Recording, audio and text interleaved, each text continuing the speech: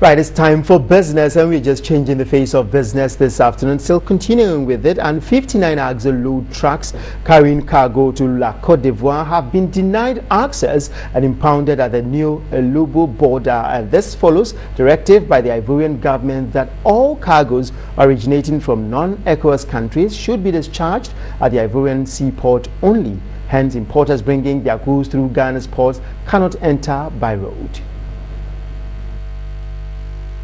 Axle load limitation within the sub-region has become a source of worry to stakeholders. Not long ago, the Ghana Shippers Authority received reports about the enforcement of a directive requiring cargoes to be discharged only at the seaports of Côte d'Ivoire. We are in touch with our sister Shippers Council in Ivory Coast, that's the Ivorian Shippers Council, to see how best we can resolve the matter. And currently, I must tell you that they are also in touch with the Ministry of Finance in Côte d'Ivoire to see how best they can allow at least the 59 trucks that are detained at the border to be allowed passage into Ivory Coast. The Shippers Authority says it has cautioned the transit operators, haulers as well as freight forwarders to take note of this directive.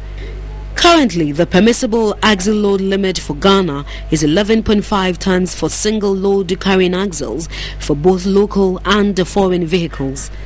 There are speculations that Ghana is acting arbitrarily and independent of her ECOWAS neighbors with respect to axle load control and management. But Minister of Roads and Highways has debunked the notion. Our collaborators, our stakeholders, the truckers, haulers, they met us when this LI was coming into force last year. We decided to meet them halfway. Instead of the 51, we decided that let's move to 60, which is an illegality anyway. What the LI says is 51. So we allowed our truckers to move from the 51, which would be the law, to 60 tons.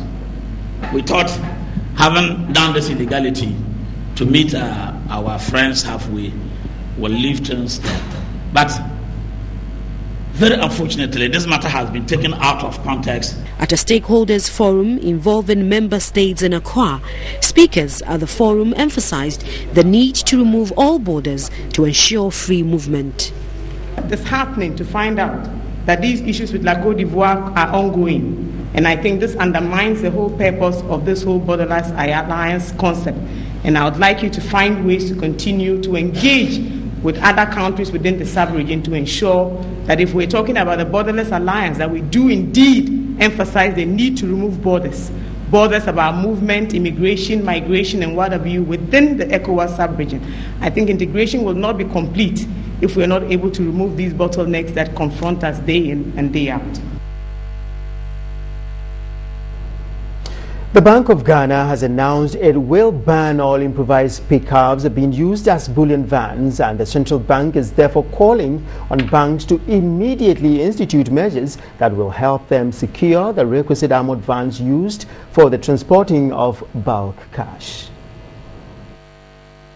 According to an assistant director of the Currency Management Department of the Bank of Ghana, Jarvis Chodemeku, the bank has noted with concern the use of improvised pickup trucks into bullion vans, and this is described as a major risk to banking transactions. Jarvis Chodemeku was speaking to the press after the opening ceremony of a cash handling and security training workshop organized by the E-Crime Bureau. He said the central bank is concerned about the poor cash handling measures adopted by some financial institutions and has started sensitizing them to good practices. He noted most of the bullion vans transporting bulk cash for the banks are not of the required standards. You get it, most of them are just enhanced pickups. There's the canopy at the back and there's just a small padlock at the back. You know, these things do not make for true security of cash. We want to be sure that as we move the cash from the origin, it should get to its destination safely. You know, and anything that cannot let this happen is a breach of security. Founder and principal consultant of E-Crime Bureau, Albert Ntribuesiako, tells TV3 the training is to help financial institutions deal with cash handling and security challenges. He said the threat of robbery and internal fraud is gradually crippling the financial sector and needs to be given the needed attention by all stakeholders. We have other security challenges, robbery challenges, fraud, corruption, counterfeiting. All these have implications on what? Management and handling of cash because of losses which organization could suffer out of these things. Theft is on the high side, robbery incidents are happening, and even in the last few cases we've witnessing, let's say, kidnapping, which for the past year we had no incident of that. As a security analyst, these are the few facts that you point out, then to prepare yourself, to equip yourself just for the inevitable. Barely 3 months to the 2014 Hajj, interim chairman of the Pilgrims Affairs Office, Alhaji Ibrahim Tanko, is worried at the continuous and rapid depreciation of the cedi against the dollar. He is, however, setting up steady preparations to ensure another successful Hajj come September. Recounting the 2013 Hajj with chalked up successes, the interim chairman of the Pilgrims Affairs Office, Alhaji Ibrahim Tanko, believes employing the necessary strategies will yield positive results this year.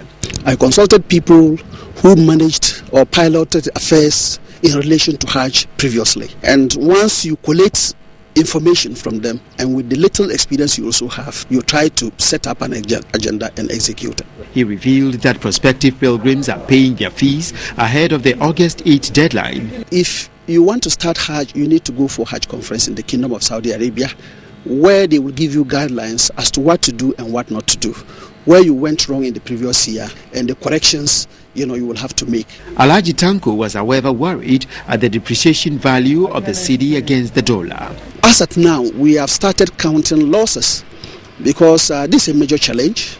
Last year, we had similar, but it was so slow. The depreciation rate was so slow. But this year is very, fast depreciating.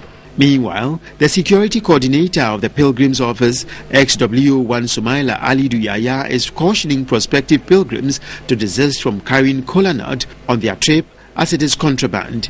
Packages containing kola nut seized last year were banned.